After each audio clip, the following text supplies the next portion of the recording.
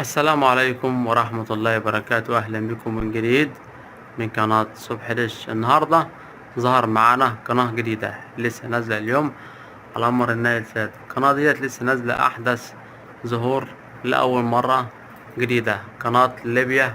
خليك معايا أقولك تنزلها ازاي.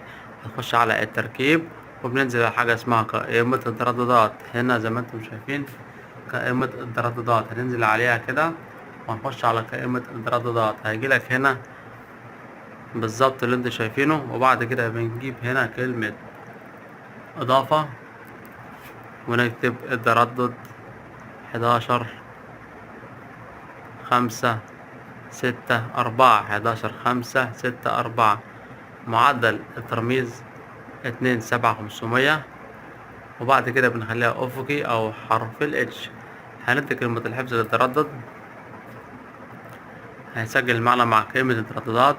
وبعد كده بنيجي هنا كلمة اسمها البحث، هندوس البحث وبعد كده بندوس اوكي على طول.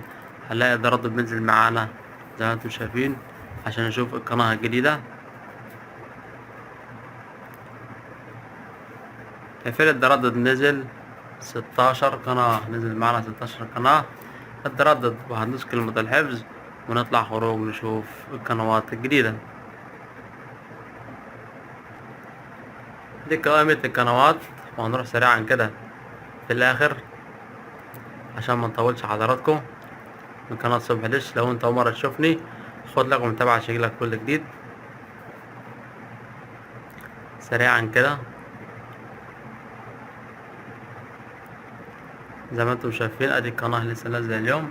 ده اسم القناة لسه نازلة على تردد 11 5 6 4 معدل الترميز 27500. هنخليها افقي او حرف الاتش. خد لكم متابعة عشان يجيلك كل جديد.